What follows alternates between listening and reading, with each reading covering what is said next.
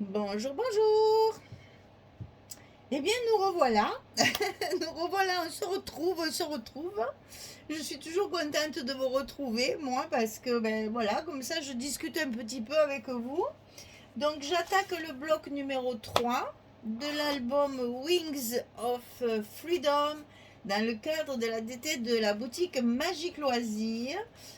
Vous savez qu'elle m'a lancé un défi en m'envoyant une collection Craft Clock là, que j'aurais jamais choisie.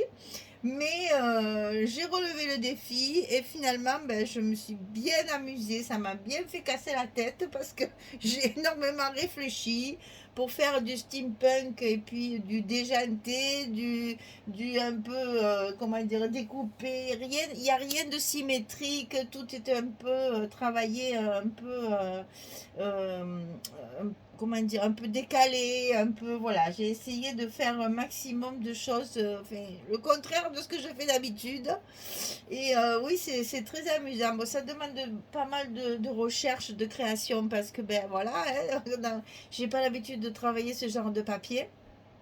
Mais franchement, je m'éclate parce que ben, ça me demande voilà, d'aller un peu chercher, d'aller puiser un petit peu dans ma tête les idées pour faire des pochettes décalées, pour faire des choses un peu, voilà, pas comme d'habitude. Voilà, on va dire ça. Donc pour moi, c'est un challenge et j'espère l'avoir bien relevé parce que vraiment, je me suis comment dire, bien cassé la tête, hein. J'ai bien essayé de chercher au maximum des petites choses qui pouvaient rentrer dans le steampunk.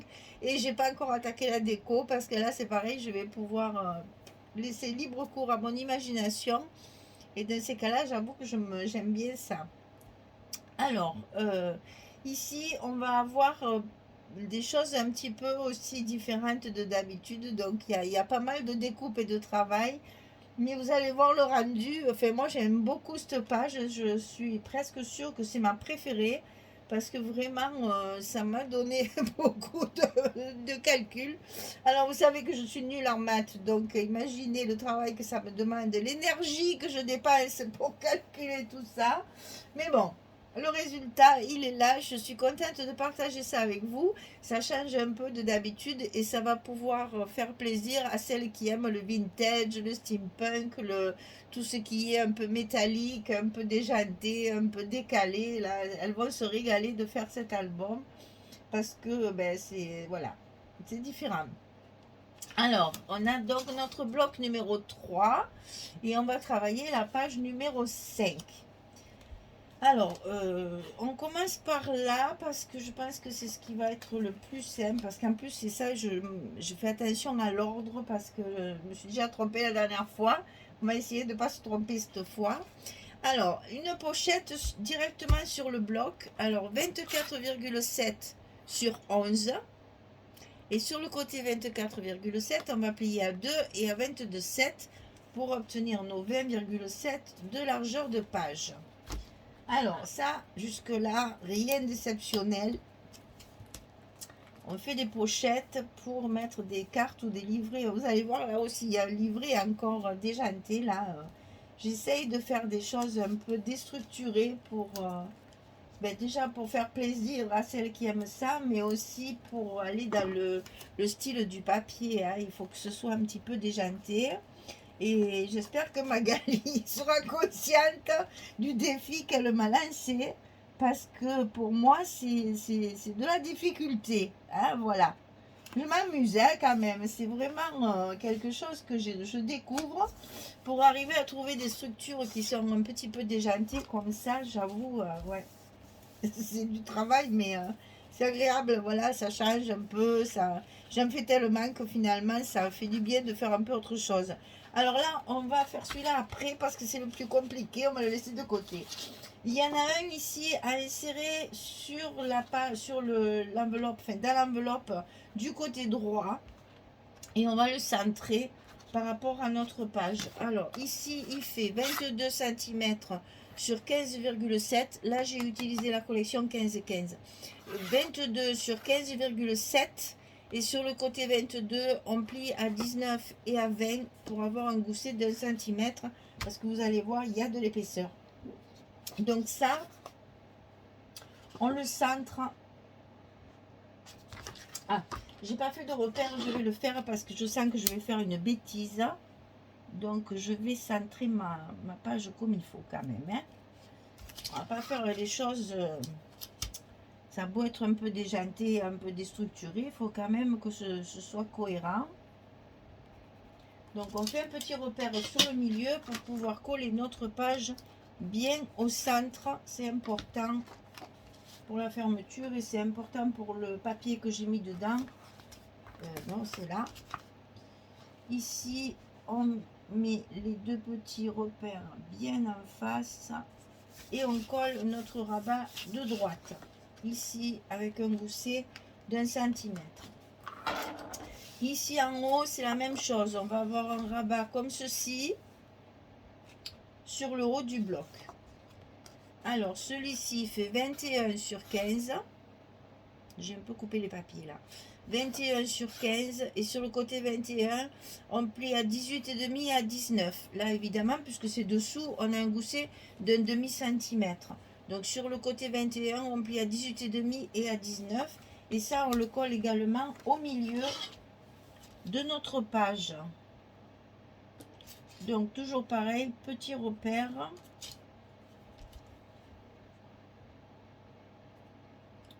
pour être sûr d'être bien au milieu, pour que visuellement ce soit plus joli quand même. Hein. On a beau, comme je vous dis, faire du déjanté, il faut quand même qu'on reste en cohérence avec notre structure. Donc ici, c'est fait. On refait bien notre petit gousset. Et là, c'est bon. Alors, on attaque celle-ci. Alors, avant de la mettre sur notre bloc, là, on va d'abord la travailler toute seule. Parce qu'il y a pas mal de choses à faire dessus. Donc ici, ça fait 15 cm sur 20,7. Et sur le côté 15, on plie à 12 et à 13. Pour avoir récupéré notre gousset de 1 cm. 15, 20,7, 12 et 13. C'est comme ceci et ça sera glissé à l'intérieur de notre enveloppe. Alors sur le dessus de ce rabat, il y a une petite pochette comme ceci. Alors cette petite pochette, elle fait 24,7 sur 6,5. Et toujours pareil, du côté 24,7, on plie à 2, on plie à 22,7. Pour toujours retrouver notre hauteur de page de 20,7, ça ne change pas. Toutes les pochettes, comme il est carré, c'est pratique. Toutes les pochettes font 24,7. Je vous avoue que ça m'a un peu simplifié la chose, hein, parce que le reste m'a donné du fil à retordre. Voilà, alors donc ça, on le colle sur notre rabat, puisque c'est là que va venir. Attention de bien suivre votre pliure. Il faut qu'on la voie, la pliure. Hein. Ne collez pas directement sur la pliure. Je vais vous montrer. Il faut que la pliure, on la voit. Sinon, ça ne va pas se plier correctement. Vous voyez ici. Alors, avec ma lumière là. Ici, ma pliure, je la vois. Comme ça, quand je vais plier, ma pochette ne va pas dépasser, ne va pas gêner. Et en plus, elle ne va pas gêner pour la pliure. Donc, je suis ma deuxième pliure ici. Mais on la voit quand même. Pour que ce soit plus facile à plier. Alors, ça, c'est sur l'extérieur. À l'intérieur, on va coller deux pochettes. Ici aussi, de ce côté. Alors, c'est les deux mêmes. Hein. 14,4 sur 6,5. Et du côté 14,4, on va plier à 2 et à 12,4. Et ça, on le fait deux fois. 14,4, 6,5, 2, 12,4. Et ça, je vais le coller ici, sur le bas de mon petit rabat. Et attention, pareil, on ne le colle pas sur la pliure. Hein. On le colle au ras de la pliure. Alors ça, attention, c'est petit, c'est pas commode. Et il ne faut pas se louper. Pour que les deux rentrent bien elles sont vraiment côte à côte. Donc, il faut vraiment bien les aligner pour qu'elles rentrent sans dépasser et que ça ne vous gêne pas après pour les fermetures de page. Hein. En voilà une.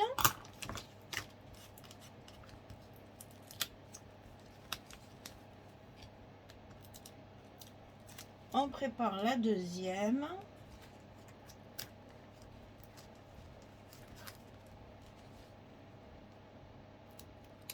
Et au plus c'est petit, au plus c'est difficile à manipuler. Donc, on va commencer évidemment par la coller ici pour qu'elle soit bien contre. Des fois qu'on ait un petit millimètre, non mais ça tombe pile poil. Des fois qu'on ait un petit millimètre, il vaut mieux qu'il soit en haut ici, sur le haut, que là au milieu, ça serait pas joli. Hein. Donc là, on a collé nos deux pochettes et la pochette dessus. Maintenant, on va pouvoir mettre ça en place. Donc, on met notre rabat dans le bloc. Bon, là, il n'y a pas besoin de centrer. C'est la bonne hauteur. Donc là, c'est facile à faire. Voilà. Et c'est ça qui va nous servir de fermeture. On va mettre des choses dans ces pochettes. C'est pas fini. Hein. Donc là, on va coller nos aimants pour la fermeture de page.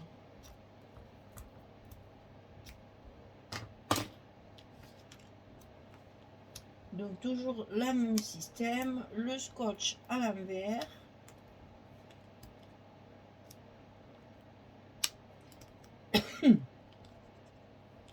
Ça maintenant vous êtes habitués. On fait toujours pareil. Là, attention au gousset. Là aussi, on met bien tout en place. Et on colle nos aimants sur la pochette qu'il y a sur notre rabat. Voilà. Et on n'oublie pas toujours de rappuyer parce qu'on ne sait jamais que ça tienne bien. Voilà. Alors maintenant, dans ces pochettes, vous allez voir, je me suis tordu l'esprit. Alors, on va faire des pochettes comme ça. Ça va être glissé dans la pochette et ça va se fermer comme ça. Donc là, je vais mettre une aiguille. Vous savez, les petites aiguilles que j'utilise de Tim Holtz avec un brad. Ça, vous le trouvez sur plein de sites. Et ça va m'aider à fermer ma petite languette là. Je sais pas comment il faut appeler ça. C'est l'espace photo en fait encore. Alors ça fait 27 cm sur 10. Et sur le côté 27, je plie à 13. Donc c'est une ici. Là c'est la même. 27, 10, 13. Et une ici. Voilà l'effet que ça fait. Ça dépasse de la pochette. Et ça fait un effet différent. Voilà. Je m'amuse. Hein. Alors ensuite, dans la pochette ici de dessus, il y a un grand livret. Mais un livret encore bizarre que j'ai voulu un peu déstructurer aussi. Alors je vous ai collé les espaces photos et les papiers pour que vous voyez à peu près ce que ça va donner. Parce que je voulais vous montrer, voilà, parce que je veux que quand même ça fasse une unité. C'est-à-dire que je veux pas qu'on voit le craft là, hein. C'est pas très joli. Alors, celui-là, il fait 29 cm sur 19. Et sur le côté 29, vous allez plier à 11. Ici, il y a l'emplacement de la photo. Hein. Donc 29, 19, on plie à 11 du côté 29. Et vous allez obtenir ceci. Ici, bien sûr, on va y coller un papier. Et comme ça, vous pouvez le glisser dans la pochette. Le papier apparaît, on ne voit pas les espaces photos. Et ça sera tenu par notre porte de droite. Voilà. Donc maintenant, il faut que je colle tous mes papiers. Et là aussi, il y a du travail parce que je me suis amusée. Vous voyez, là, ici, sur mes petites pochettes, j'ai mis recto verso encore. Elles sont découpées encore avec ma fameuse petite découpe Créalis. Hein, voilà. Donc là, ça a été découpé aussi comme ça pour pouvoir mettre les papiers imprimés. Ici, j'en ai mis aussi, vous allez voir, sur les rabats. Ici. Donc là, j'ai mon 15-15 là. Et là, hop, je mets ça.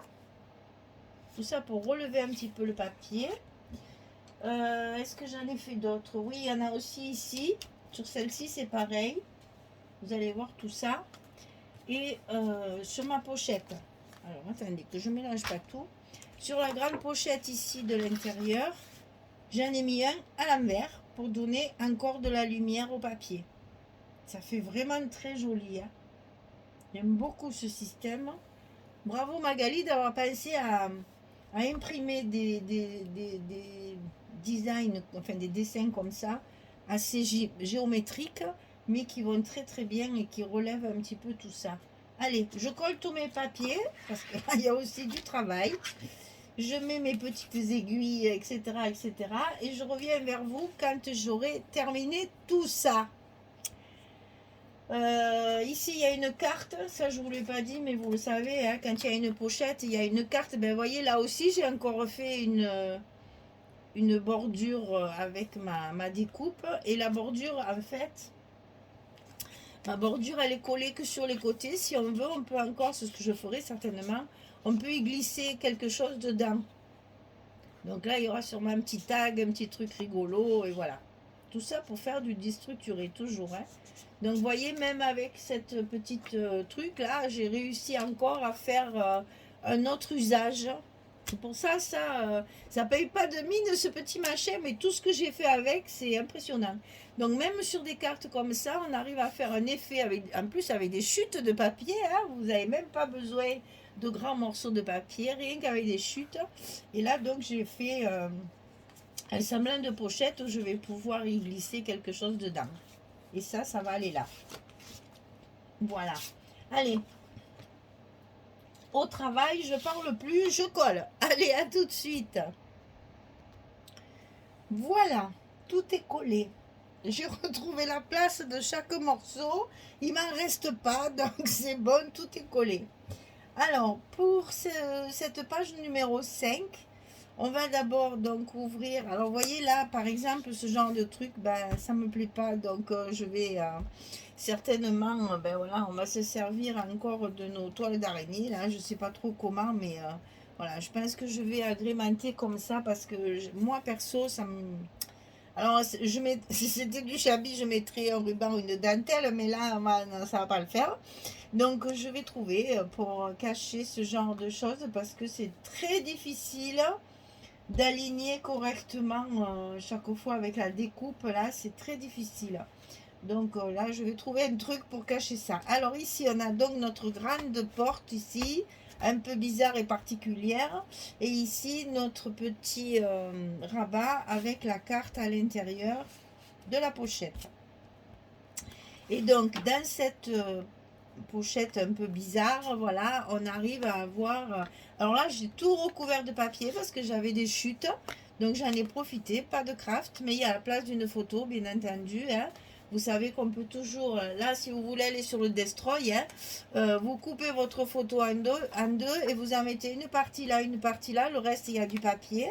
Sinon, ici, on peut en mettre une de 10-15 et ici, une petite de 7,5-10. Il y a la place de mettre plein de photos et c'est drôlement agréable de pouvoir travailler quand il y a plein de chutes comme ça de papier. On arrive à faire, à recouvrir ce genre de petites pochettes là. Je trouve ça, non c'est de l'autre côté. Je trouve ça très agréable justement de pouvoir y mettre, récupérer des chutes de papier. Voilà, et ici dessus, bien sûr, on a notre grand livret dans la pochette ici. Hein, donc là, le livret avec déjà, on peut dire, ben là, il y a déjà 4 photos. Et on peut en rajouter une ici sans aucun problème, elle y va, puisque de toute façon, elle est cachée. Hein. Si je mets une photo ici, enfin moi perso, j'aime bien quand elles sont cachées. Hein. Voilà, on ne la voit pas du tout. Bon, donc, il n'y a pas de souci, on peut toujours rajouter des photos, mais vous voyez qu'une fois ce livret un peu bizarre est fermé, il n'y a pas de craft visible, tout est caché par les papiers de la collection. Et après, ben, bien sûr, vous arrivez à avoir vos emplacements photos. Tiens, d'ailleurs, je vais profiter, je vais mettre les tampons, puisque nous sommes ici, on va profiter de tamponner. Comme ça, je vous montre comment je fais ça aussi.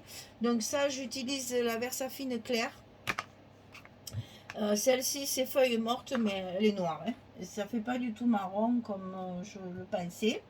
Et donc là, hop, un petit tampon. Alors, j'ai choisi des appareils photo, parce que j'en ai plein, des tampons d'appareils photo. J'ai choisi un appareil photo un peu, justement, bizarre, là, ancien et bizarre.